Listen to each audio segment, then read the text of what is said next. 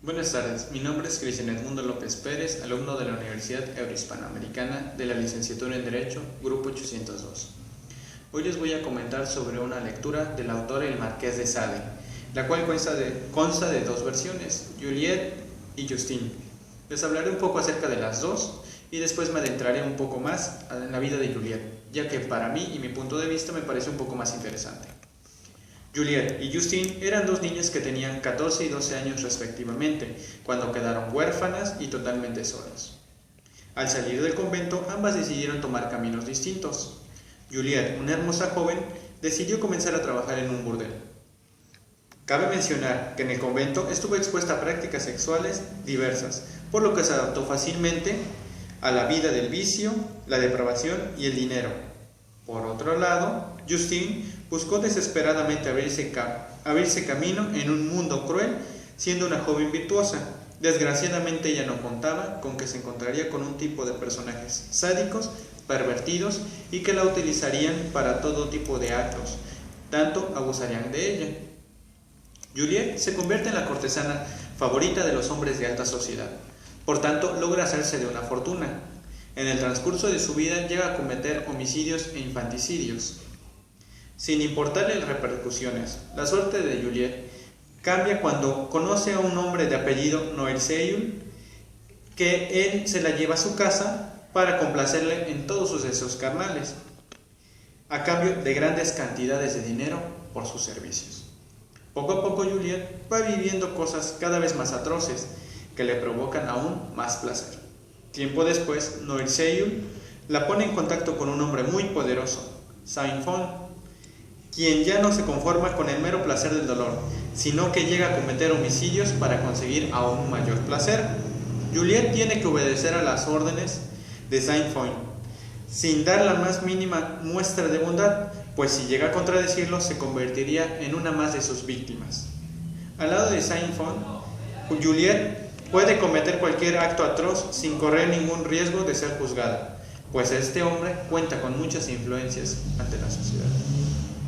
Juliette nos pide a nosotros como lectores que la comparemos con su hermana, pues para ese entonces ella posee una gran fortuna. Cada mes le quedaban 2 millones de luises libres para gastar con quien ella quisiera. A pesar, Juliette se le ocurre que si era glorioso negar el bien, le resultaría aún más delicioso provocar el mal.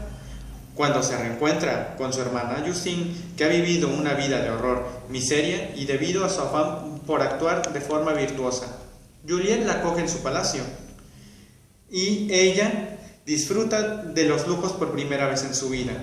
Sin embargo, un rayo acaba con su vida furtivamente.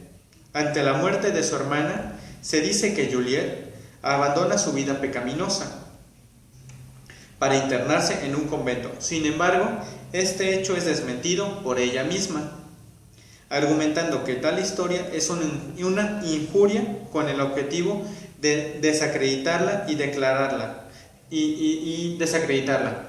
Y ella declara que no se arrepiente de la vida que llevó. La obra finaliza con la declaración de Juliette de haber conseguido cuando deseaba en la vida, de haber vivido como ella había querido en todo momento y en toda situación. Esto nos deja una gran reflexión. Tal vez en aquel entonces las influencias eran tantas que la gente y la sociedad no